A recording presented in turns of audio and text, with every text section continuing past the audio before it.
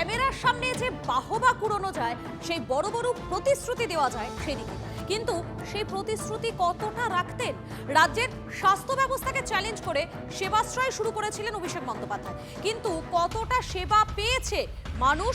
Diamond হারবারের দিকে আমাদেরকে নজর রাখতেই হবে, কেননা ডায়মন্ড হারবারের লোকসভার অন্তর্গত সাতগাছিয়ার এই পরিবার সেবাশ্রয়ে প্রতারণার শিকার হয়েছেন, অন্তত তারা তো তাই বলছেন।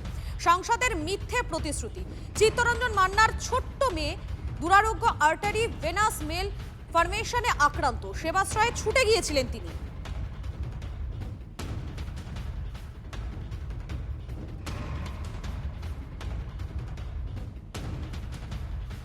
আর যে পরিবারকে প্রতিশ্রুতি দেওয়া হয়েছিল সেই পরিবারের সদস্যরা আমাদের সঙ্গে রয়েছেন। আমি সরাসরি চলে যাব নিউজ রুমে। আমাদের সঙ্গে রয়েছেন আমাদের এক্সিকিউটিভ প্রোডিউসার মঞ্জিরা দত্ত রয়েছেন। মঞ্জিরা, দেখো মধুকল্পিতা, এই যে ডায়মন্ড হারবারের কথা তুমি বলছিলে, ডায়মন্ড হারবারের তৃণমূল কংগ্রেস সাংসদ, তার মুখে আমরা ক্যামেরার সামনে প্রচুর ভুরি ভুরি প্রতিশ্রুতি শুনেছিলাম। শুধু তাই নয়, স্বাস্থ্যের মানে রাজ্যর যে ব্যবস্থা, সেই ব্যবস্থার প্যারালাল উনি আরও একটা স্বাস্থ্য পরিষেবা শুরু করেছিলেন এবং সেখানে সেবাশ্রয় নাম দিয়েছিলেন। সেই সেবাশ্রয় তিনি কি বলতেন? সেখানে বলতেন যে সাধারণ দুস্থ মানুষ এখানে আসলে তারা সেখানে সুযোগ পাবেন, সেখানে চিকিৎসা করাতে পারবেন, অনেক সুবিধে হবে তাদের। কিন্তু সত্যি কি তারা পেতেন? এই যে এতগুলো কথা, এতগুলো প্রতিশ্রুতি, সেগুলো শুধুমাত্র প্রতিশ্রুতি ছিল নাকি ভাওতা ছিল? তার কারণ এই মুহূর্তে আমরা এমন একজন পরিবারকে পেয়েছি যাদের উল্লেখ কিছুক্ষণ আগে আমরা দর্শকদের দেখাচ্ছিলাম, যে বইটা নিঃশব্দ বিপ্লব, সেই বইটাতেও এই ছোট্ট একটি বাচ্চা মেয়ের ছবি দিয়েও অভিষেক বন্দ্যোপাধ্যায় বলেছিলেন যে এর দায়িত্ব আমি নিলাম। কৃতি মান্নার কথা বলছি, তার দায়িত্ব আমরা নিলাম, তার পড়াশোনার দায়িত্ব আমরা নিলাম, তার চিকিৎসার দায়িত্ব আমরা নিলাম। কেন চিকিৎসা করাতে হবে? তার কারণ কৃতি মান্না ছোট্ট একটা বাচ্চা মেয়ে এবং তার যে জটিল রোগ হয়েছে, সেই জটিল রোগ এমন জটিল রোগ যে 1 কোটি মানুষের মধ্যে একজনের হয়। তার বাবা মাকে আমরা এই মুহূর্তে স্টুডিওয়ে পেয়েছি, কথা বলবো তাদের সঙ্গেই। প্রতিশ্রুতি তো পেয়েছিলেন। প্রসেনজিৎ মান্না আমার সঙ্গে রয়েছেন, কৃতির বাবা, এবং কৃতির মা রুমা মান্না আমার সঙ্গে রয়েছেন। আমি প্রসেনজিৎ বাবু আপনার কাছেই যাব। আপনারা ছুটে সেবাশ্রয়ে গেলেন, প্রতিশ্রুতি পেলেন, তারপর কি হলো? তারপরে আমাদের তো ডেকে নিয়ে গেছিলো ওখানে ওরা একটা গাড়িও পাঠিয়েছিল আমাদের নিয়ে যাওয়ার জন্য। তারপর আমরা গেলাম ওখানে। অভিষেক ব্যানার্জি যে আমাদের ওখানকার এমপি ছিলেন ডায়মন্ড হারবার লোকসভা কেন্দ্রের, উনি আমাদের সঙ্গে দেখা করলেন। দেখা করে আমার বাচ্চাকে দেখার পরে উনি বললেন যে আমি এই বাচ্চাটার আমি চিকিৎসা করাবো, এরকমও বলেছেন, প্লাস্টিক সার্জারি পর্যন্ত করাবো। কিছু কিছু নিউজেও আমি সেই সময় দেখেছিলাম। আর তারপরে বললেন ওর স্কুল কি পড়ছে। আমি বলি এখন তো দাঁড়াতেও পারে না, বসতেও পারে না। ওই স্কুলে বলে ঠিক আছে, পরবর্তীকালে ওর স্কুলের ভর্তি করার ব্যবস্থাটা আমি করে দেবো, এই কথা বলেছিলেন। কিন্তু তারপরে যত দিন যায় আস্তে আস্তে আমরা তখন থেকে চলে এলাম। চলে আসার পরে আমাদের ওখানকার লোকাল যে ওই তৃণমূলের যারা নেতা আছেন, তারা আমাকে একদিন কালীঘাটের অফিসে আমাকে আর আমার স্ত্রীকে নিয়ে গেলেন। তো নিয়ে যাওয়ার পরে ওই অফিসে ওখানে ডক্টর শান্তনু সেন বসে থাকতেন আর অয়ন ঘোষ দস্তিদার, ওরা দুজনেই বসে থাকতেন। তারপরে ওনাদের সঙ্গেই কথা হতো। তারপর আমি যখন 2-1 বার গেছি, কোনো রকম কিছু করছে না দেখে আমি তখন নিজেই বুঝে গেছিলাম। যাদের নাম আপনি বললেন, যারা বসে থাকতো, তারা কোনো রকম কথা বলেছিল? কি করতে হবে, এরপর কি কি পদ্ধতিতে আপনারা এগোবেন, বাচ্চাকে নিয়ে আসতে হবে, সার্জারির প্রয়োজন রয়েছে? ওনাদের কথা বলি, ডক্টর যে শান্তনু সেন, উনি একটুখানি বলতেন এখানেই বা এসছেন কেন, এরম ভাবে বলতেন আমাকে। আমি সেই সময়, আপনি তো নিজে জাননি, না আমাকে ডাকা হয়েছিল, হ্যাঁ। কিন্তু যখন উনি ওই কথা বলতেন তখন আমার আর ওখানে 2 বার যাওয়ার পরে আমার আর ভালো লাগতো না। আমার স্ত্রী এবার, সে তো এটা বাচ্চার মা, তার কোনো রকম হয়তো এরমভাবে মনে হয়েছিল, একটা আশার বুক বেঁধেছিলেন। কতবার গেছিলেন আপনারা? আমার স্ত্রী আমি 2 বার গেছিলাম। 2 বার যাওয়ার পরে আমি যখন বুঝে যাই, আমি তখন বললাম যে ওখানে গিয়ে কোনো লাভ হবে না। আমার স্ত্রী প্রায় 20 থেকে 25 বার ওনার অফিসে হাঁটা। আমি আসবো আপনার কাছে। আপনার থেকে জানতে চাই আপনার মেয়ের আসলে কি হয়েছে? আমার মেয়ে জন্মগতভাবে বিরল থেকে বিরল রোগ, যেটার নাম হচ্ছে আর্টারি ভেনাস মালফরমেশন, শর্ট ফর্মে ওটাকে এভিএম বলে। তো ওর সমস্যা হচ্ছে রক্তনালীগুলো সাধারণ মানুষের যতটুকুনি থাকার কথা ওর তার থেকে অনেক অধিক আছে। আমাদের শরীরে যদি 5টা থাকার কথা, ওর শরীরে 15টা আছে। তারপরে সেগুলো হচ্ছে বড় বড়, যতটা পরিমাণে থাকার দরকার তার থেকে ওগুলো আকারে অনেকটা বড়। তো কি হচ্ছে, শরীরের রক্তগুলো ওর চলে যাচ্ছে একটা সাইডে, মানে ওই যে সাইডটা হয়ে আছে সেই সাইডে চলে যাচ্ছে, বেশি পরিমাণে ব্যাক করতে পারছে না রক্তটা, মানে ওখানেই জমাট বাঁধছে। আচ্ছা। তখন ওইটা হচ্ছে গ্রোথটা বেড়ে যাচ্ছে। আমাদের ব্যাঙ্গালোর যখন আমরা গিয়েছিলাম ওখানে ডাক্তারবাবুকে মানে ব্যাঙ্গালোর কেন গেলেন? আপনাদের তো ডায়মন্ড হারবারে যাওয়ার কথা ছিল। হ্যাঁ, আমাকে তো কখন গেলেন? এই সিদ্ধান্তটা কবে নিলেন? অ্যাকচুয়ালি আমার বাচ্চা তো জন্মগতভাবে, যেহেতু আমি 1 বছর ধরে মানে চেষ্টা করেছিলাম সরকারিভাবে ওর মানে চিকিৎসা করানো। সেবাশ্রয়ে আপনি এই 1 বছর ধরে 20 বার করে গেছিলেন? না না না, সেবাশ্রয়ে যাইনি, আমি সরকারি হসপিটালে চেষ্টা করেছিলাম আচ্ছা, প্রথমে। আচ্ছা। যখন আমি কোনো উপায় পাইনি, যখন সরকারি হসপিটাল থেকে আমাকে বারে বারে জানানো হচ্ছে যে এখানে আপনাদের ট্রিটমেন্ট হবে না, আমি এসএসকেএমকে অনেকবার বলেছি আপনি লিখিত দিন, তাহলে আমি বাইরে নিয়ে যাব। তো ওনারা লিখিতও কোনোভাবে দিতে চাননি, মুখেই বলেছেন যে আপনারা বাইরে নিয়ে চলে যান, বাইরে এর পরিষেবাটা ভালো আছে, মানে এই যে রোগটা তার চিকিৎসা, উন্নত চিকিৎসা আছে বাইরে, আমাদের এখানে পর্যাপ্ত চিকিৎসা নেই। তারপর তখন আমি ঠিক করলাম যে তাহলে আমি ওকে নিয়ে বাইরে যাব, কিন্তু আমরা কিভাবে যাব? আমাদের সেই সময় আর্থিক অবস্থা একদমই ভালো ছিল না, আমার হাজব্যান্ড তো সামান্য গাড়ি চালক, কোনো রকমের সংসারটা চলে আমাদের। তখন আমরা কি করব, মানে আমি তো খুবই মানে ভেঙে পড়েছিলাম, খুব কান্নাকাটি করছিলাম দেখে। আমাদের আশেপাশের লোকেরা বলল যে মানে আমরা কিছু সহযোগিতা করছি, করে ভেলুরে আমরা একটা ক্লাব থেকেও আমাদের একটু হেল্প করেছিলেন, সেখান থেকে আমরা ভেলুরে গিয়েছিলাম। ভেলুর থেকে 40 লাখ টাকার এস্টিমেট করেছিলেন। আমাদের গরিব ঘরে আমাদের শুনে তো মাথায় বাজ পড়ে গেল যে এত টাকার গল্প, যেখানে আমরা কিভাবে বাইরেও আমাদের চিকিৎসা করা সম্ভব এই না। যে এতটা টাকার লাগবে এবং এই সার্জারিটা করে দেওয়া হবে সেবাশ্রয়তে, সেই প্রতিশ্রুতি অভিষেক হ্যাঁ, বন্দ্যোপাধ্যায় দিয়েছিলেন। তখন আমি ওই এস্টিমেটটা পাওয়ার পরেই আমি সেবাশ্রয় ক্যাম্পে গিয়েছিলাম, যে আমি ভেবেছিলাম ওনার কাছে, অভিষেক ব্যানার্জি ওনার কাছে যদি আমি পৌঁছাতে পারি হয়তো আমি কিছু সাহায্য ওনার মাধ্যমে পাবো।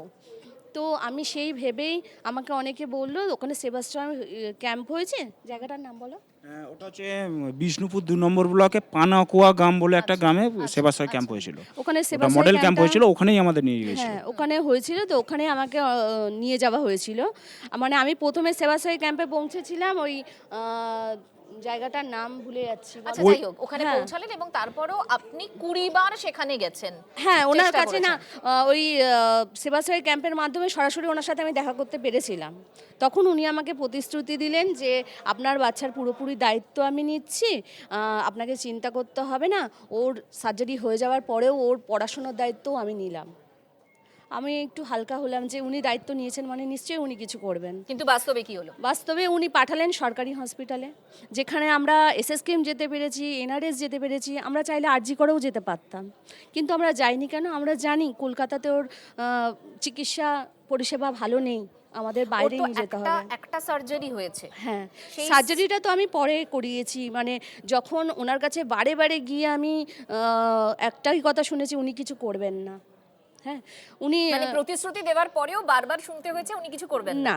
না, উনি সরকারি হসপিটালে পাঠালেন, যেখান থেকে ডাক্তারবাবু বলছেন ওকে কিন্তু বাইরে নিয়ে যেতেই হবে।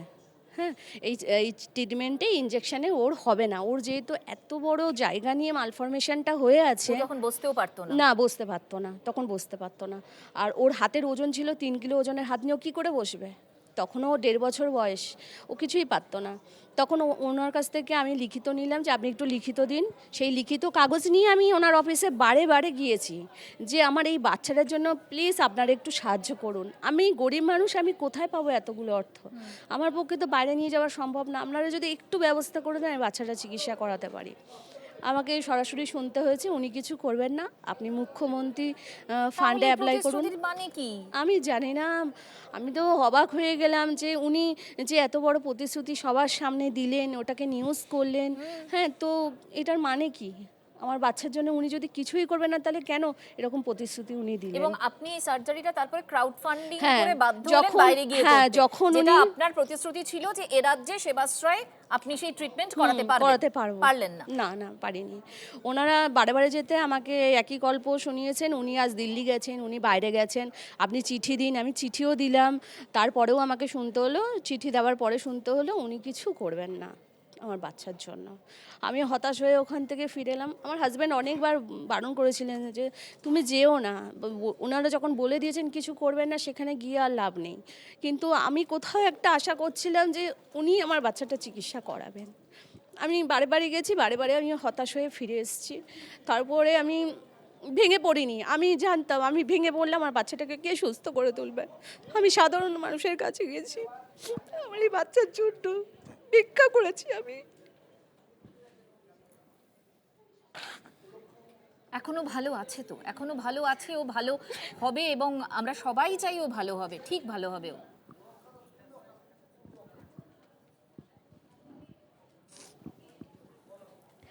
আমি আপনার সাথে কথা বলবো এই মুহূর্তে। শান্তনু সেন আমাদের সঙ্গে রয়েছেন। শান্তনুবাবু, এই মুহূর্তে স্টুডিওতে আমার সঙ্গে রুমা মান্না এবং প্রসেনজিৎ মান্না রয়েছেন। কৃতি মান্নার বাবা মা। কৃতি মান্নার অত্যন্ত জটিল রোগ হয়েছিল এবং তারা সেবাশ্রয় গিয়েছিলেন। সেবাশ্রয় তাদেরকে প্রতিশ্রুতি দেওয়া হয়েছিল, অভিষেক বন্দ্যোপাধ্যায় প্রতিশ্রুতি দিয়েছিলেন যে তার মেয়ের সমস্ত চিকিৎসা আপনারা বহন করবেন, অর্থাৎ তারা বহন করবেন, এরকম একটা প্রতিশ্রুতি ছিল। কিন্তু তারপরেও বারবার আপনাদের কাছে গিয়েও কোনো রকম সাড়া তারা পাননি। শান্তনুবাবু,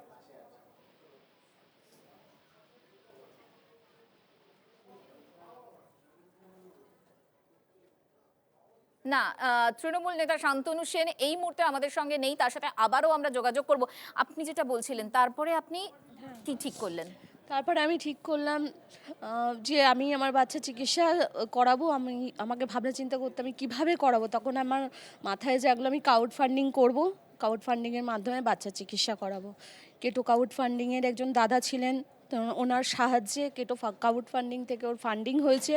আমরাও কিছু ডোনেশন করেছি হসপিটালকে, সেখান থেকে ওর চিকিৎসাটা করাতে পেরেছি কোনোভাবে। এখনো কি ট্রিটমেন্ট পুরোটা শেষ হয়েছে? না না, ওর পুরো ট্রিটমেন্ট এখনো শেষ হয়নি, ওর জাস্ট হাতটাকে রিমুভ করতে হয়েছে। আরও আগে হয়তো চিকিৎসাটা করালে হয়তো কিছু করা যেত হাতটাকে, কিন্তু আমরা অনেক দেরি করে ফেলেছি। যেহেতু মানে এই দেরি করার প্রতিশ্রুতি ছিল, চিকিৎসা হতে পারত, একটা ছোট্ট বাচ্চা মেয়ের তার হাতটা বাঁচতে পারত, কিন্তু এই মুহূর্তে সেটা হয়নি। তার কারণ প্রতিশ্রুতি থাকলেও সেটা আসলে ছিল ভাওতা, তাই ট্রিটমেন্ট তারা পাননি, অনেকটা দেরি হয়ে গেছে। তাই ওই বাচ্চা মেয়ের কৃতির একটা হাত কিন্তু এই মুহূর্তে নেই। বলুন। হ্যাঁ, তারপরে ওই ক্রাউড ফান্ডিং করেই ওর চিকিৎসাটা করা হয়েছে। এখন ওর পিঠের বুকের সার্জারিটা কিন্তু এখনও বাকি আছে, যেটা আবার ওর এস্টিমেট দেওয়া হয়েছে আমাদের 22 থেকে 25 লক্ষ টাকা। 22 থেকে 25 লক্ষ টাকা? হ্যাঁ হ্যাঁ এখনো? হ্যাঁ, ওর হাতের যে সার্জারিটা হয়েছে সেখানে আমাদের 22 লক্ষ টাকা খরচা হয়েছে আমাদের ট্রিটমেন্টে। এখনও 22 থেকে 25 লক্ষ টাকা আরও প্রয়োজন আমাদের। কি ভাবছেন আপনারা? এখন ভাবছি আমাদের যিনি নতুন মুখ্যমন্ত্রী শুভেন্দু অধিকারী মহাশয়, উনি যদি আমাদের পাশে এসে দাঁড়ান, আমাদের বাচ্চাটার জন্য যদি একটু হেল্প করেন, তাহলে আমি খুব উপকৃত হই। কারণ আমি এই বাচ্চাটাকে নিয়ে কত মানুষের দুয়ারে দুয়ারে যাব, আমার পক্ষে তো সম্ভব না না সব মানুষের। আর সেখানে মানুষের কাছে সাহায্য চাইতে গেলেও আমাকে বহু জায়গা থেকে শুনতে হয়েছে যে আপনারা তো অভিষেক ব্যানার্জির কাছ থেকে সাহায্য পেয়েছেন, উনি তো আপনাদের বাচ্চার পুরোপুরি দায়িত্ব নিয়েছেন, তাহলে কেন আপনারা আবার ক্রাউড ফান্ডিং করছেন, আপনারা আবার টাকা তুলছেন, আপনারা কি বিজনেস করছেন বাচ্চাকে নিয়ে? এরকম কথাও আমাদের, এই ধরনের কথাও শুনতে হ্যাঁ, হয়েছে? আমাদের শুনতে হয়েছে। দেখুন, আমরা আপনাদের পাশে রয়েছি এবং আমাদের মাধ্যমে আপনি সবাইকে বলুন যে যে প্রতিশ্রুতি আপনারা পেয়েছিলেন আপনার তাতে কোনো কাজ হয়নি এবং ক্রাউড ফান্ডিং করতে আপনারা বাধ্য হয়েছিলেন এবং এখনো কিন্তু আপনাদের টাকার প্রয়োজন, সাহায্যের প্রয়োজন। আপনার যেটা বলার সেটা আপনি বলুন। আমার বাচ্চার প্রথম সার্জারিটা তো কোনোভাবে আমি ক্রাউড ফান্ডিংয়ের মাধ্যমে হয়েছে, তো দ্বিতীয় সার্জারির জন্য অনেক অর্থের প্রয়োজন, যেটা আপনাদের সহযোগিতায় সাহায্য ছাড়া আমাদের পক্ষে তো সম্ভব না। তাই প্লিজ আপনারা সবাই যদি একটু এগিয়ে এসে আমার বাচ্চার পাশে দাঁড়ান, একটু সাহায্য করেন, তাহলে আমার বাচ্চাটাকে আমি পুরোপুরি সুস্থ করে তুলতে পারি। কারণ ওর সার্জারিটা খুবই প্রয়োজন, আর ওই সার্জারিটা বাকি থাকলে একটা বাচ্চার ভবিষ্যৎ এমনিই হাতছাড়া, একটা বাচ্চার জীবনটা কতটা কষ্টের সেটা তো নিশ্চয়ই আপনারা আমি বোঝেন। এখানে একটুখানি আপনার কাছে আসবো। এই যে আমরা ছবিও দেখাচ্ছি যে আপনাদের সাথে কথাও বলেছিল এবং একটা সময় অভিষেক বন্দ্যোপাধ্যায় যে প্রতিশ্রুতিগুলো দিয়েছিলেন তারপরেও তাকে তো খুঁজেই পাওয়া যাচ্ছে না এই মুহূর্তে, তাকে পেলেনই না আপনারা। না, তাহলে আমরা পেলাম। এই যে সেবাশ্রয়ে, এই যে একটা স্বাস্থ্যর একটা মডেল, একটা আলাদা করে ডায়মন্ড হারবার মডেল বলে ভীষণ রকম ভাবে একটা, সবটাই কি প্রচার বলে মনে হয় আপনার? মানে কেন এগুলো? পুরোই প্রচার করেছেন উনি। আর সব থেকে বড় কথা হলো উনি যেভাবে যে টাকাটা খরচা করে ওখানে যে স্টেজ বানিয়েছিলেন, মানে প্রায় কোটি কোটি টাকা খরচা করে স্টেজ বানিয়েছিলেন, আর সেই অর্থে যদি ওই স্টেজটাকে যদি একটু কম করে যদি আজকে বাচ্চাগুলোকে একটু যদি ট্রিটমেন্ট করতেন, তাহলে আমার মনে হয় বাচ্চাগুলো ট্রিটমেন্ট পেতেন, কিন্তু উনি সেটা করেননি। উনি স্টেজগুলো যদি আপনি একবার দেখেন বা যদি আপনাদের কাছে থাকে, যদি দেখেন কয়েক কোটি টাকা খরচা করে স্টেজ বানিয়েছিলেন ওই সময়। আমরা সেই সেবাশ্রয়ের ছবিও কিন্তু দেখাচ্ছি দর্শকদের, আমাদের চলছে সেটা যে কিরকম বড় করে একটা আয়োজন করা হতো। আর আরেকটা কথা হলো, আমরা না তারপর যখন আমরা পাচ্ছিলাম না, এবার বাবা মা হয়ে আমরা কি করে এর মধ্যে ছেড়ে রাখতে পারি আমার বাচ্চার, যখন পাচ্ছিলাম তখন আমরা রাস্তাতেও টাকা তুলতে পেরেছিলাম। এরকম অনেক লোক আছে, মানে এমন কথা বলেছিল, মানে পুরো মনটা ভেঙে গেছিলো। আমরা এরকমও হয়েছিল, মনে হচ্ছে আর আমরা পারবো না এরকম, মানে আপনারা পারবেন, ঠিক পারবেন, পারছেন তো। কিরকম কথা শুনতে হয়েছিল? বাচ্চা নিয়ে আপনারা ব্যবসা করছেন, এই কথাটা শুনতে হয়েছে, আমাদের বারে বারে শুনতে হয়েছে এই কথাটা। কোনো বাবা মায়ের ভালো লাগে না সাধারণত। দেখুন, আমি না কি বলবো জানি না, মানে সত্যি আপনিও ভেঙে পড়বেন না। ডেফিনেটলি বাচ্চাকে তো সুস্থ করতেই হবে। ও এখন অনেকটাই ভালো আছে, আরও ভালো নিশ্চয়ই হবে। সেক্ষেত্রে কিভাবে এগোবেন ভাবছেন আপনারা? এখন চিন্তা করছি, এখন এই সবে তো আমরা 2-3 মাস হলো ফিরেছি, আমরা প্রায় এখন জিরো, নিঃস্ব, মানে আমাদের যা ছিল প্রায় সব খরচা হয়ে গেছে। এরপরে দেখি এখন আচ্ছা, আপনার কি মনে হয় যে আপনাদের মতো এরকম তো অনেকেই হয়তো এই সেবাশ্রয়ে গিয়েছে, অনেকেই হয়তো প্রতিশ্রুতি পেয়েছেন, তাদেরকে কি বলবেন যে অপেক্ষা করে থাকতে? না, অপেক্ষা করে একদম না, সেবাশ্রয় বা ওই অপেক্ষা করে থাকতে একদমই আমি ইয়ে করবো না, কারণ প্রতিটা বাচ্চা তার বাবা মায়ের কাছে অনেক দামি। একদম। আমি সবাইকেই বলবো যে ওই অপেক্ষা করবেন না, আপনারা যদি পারেন তো নিজে যেরমভাবে আমরা যেরকম রাস্তায় বেরিয়েছি আপনারাও রাস্তায় বেরান, তাদেরকে এই এটাই বলবো। মুহূর্তে দাঁড়িয়ে এই যে বদলের বাংলায় নতুন সরকারকে আপনারা কিছু বলতে চান? আমি মাননীয় শুভেন্দু অধিকারী, আমাদের মুখ্যমন্ত্রী, নতুন মুখ্যমন্ত্রী মাননীয় শুভেন্দু অধিকারীর কাছে আমি বলতে চাই, এই রকম শুধু আমার বাচ্চা নয়, আরও অনেক বাচ্চা আছে যারা এমন মানে ভাবে জন্মেছে, এই রকম বাচ্চা যদি কারোর ঘরে জন্মায় তার পুরো ঘর উজাড় হয়ে যাবে। আমি আপনার কাছে এইটাই আমার নিবেদন, যারা এইরকম টাইপের যে বাচ্চাগুলো বাড়িতে জন্মেছে, সেই বাচ্চাগুলোকে আপনি একটু যদি সহায়তা করেন তো তার পরিবারগুলো বাঁচে এবং সেই বাচ্চাগুলো একটু মানে বাঁচতে পারে। আমি আপনার কাছে এইটাই আমার নিবেদন।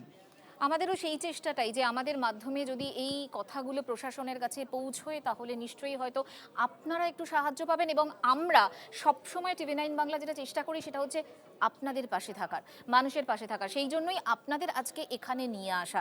এবং আমার আপনার কাছে শেষ প্রশ্ন, সেটা হচ্ছে যে চিকিৎসকরা কি বলেছেন? সুস্থ হবে তো, ভালো হবে তো?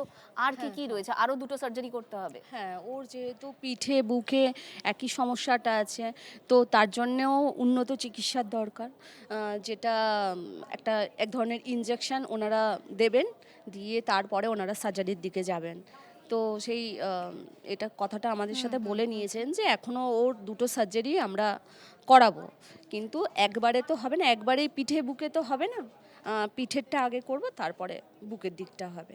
তো তাতে অনেকটা মানে 80% কমে যাবে। ওটা এটা যে ফুলে আছে, এই যে গ্রোথটা যে বেড়ে গেছে, সেটা ওই সার্জারির মাধ্যমে কমিয়ে ফেলা সম্ভব 80%। আপনার কি? আরেকটা কথা হলো কি, এটা যে আমরা যদি মনে করি যে ওটা শুধুমাত্র কমিয়ে দেওয়া, তা নয় কিন্তু। আমার যে বাচ্চার একটা সাইডে পুরো ব্লাডগুলো একটা সাইডে গিয়ে জমা হতে হতে একটা সময় ওর হিমোগ্লোবিন লেভেল প্রায় 5-এর নিচে নেমে গেছিলো। তো এখন যদি আমরা এটাকে ফেলে রেখে দিই তো আস্তে আস্তে কিন্তু ওই গ্রোথটা আরও বাড়তে থাকবে এবং ব্লাডগুলো গিয়ে ওই ডান দিকে গিয়ে জমবে এবং সারা শরীরের যে হিমোগ্লোবিন লেভেল সেটা কমে যাবে। কমে গেলে এরকম দ্রুত হ্যাঁ, ট্রিটমেন্ট দরকার, কারণ একবার এরকমও হয়েছিল আমাদের বাচ্চার হিমোগ্লোবিন 5-এর নিচে নেমে গেছিল। না, ও ভালো থাকবে, ডেফিনেটলি ভালো থাকবে। এবং আপনারা যেভাবে লড়াই করছেন সেই লড়াই আমরা সবার সামনে আনার চেষ্টা করেছি এবং আমাদের মাধ্যমে আপনাদের এই কথা নিশ্চয়ই যাদের কানে যাওয়ার কথা প্রশাসনের কানে নিশ্চয়ই যাবে এবং সাহায্যের হাত নিশ্চয়ই আপনারা পাবেন। এবং আপনারা এই লড়াই চালিয়ে যান, ডেফিনেটলি কৃতি খুব ভালো হবে, খুব ভালো থাকবে, ও নিশ্চয়ই বড় হবে। আর একদম কাঁদবেন না, শক্ত থাকবেন। আপনি মা, একদম কাঁদবেন না, বাবা মাই তো আসল তার কাছে। ঠিক থাকবে, ভালো থাকবে। আমাদের সকলের শুভেচ্ছা আপনাদের সঙ্গে, সকলের শুভেচ্ছা। ধন্যবাদ আপনাদের এখানে আসার জন্য, অনেক ধন্যবাদ। ধন্যবাদ।